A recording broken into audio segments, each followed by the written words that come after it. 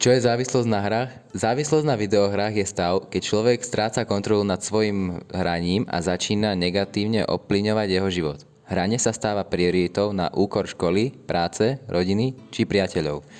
Ako ju rozpoznať? Túžba hrať a neschopnosť prestať, aj keď chceš. Hranie na úkor iných aktivít, zanedbávanie povinností.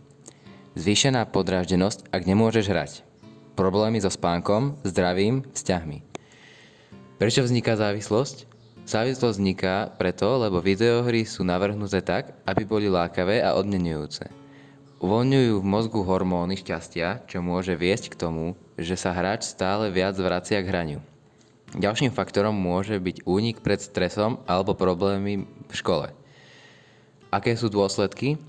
Zhoršenie fyzického a psychického zdravia, sociálna izolácia, problémy v škole alebo v práci, konflikty v rodine. Ako predísť alebo riešiť závislosť? Nastav si časové limity na hranie. Nájdite si iné záľuby a aktivity. Komunikuj s blízkymi o svojom hraní. Ak máš pocit, že nezvládaš, neváhaj vyhľadať odbornú pomoc.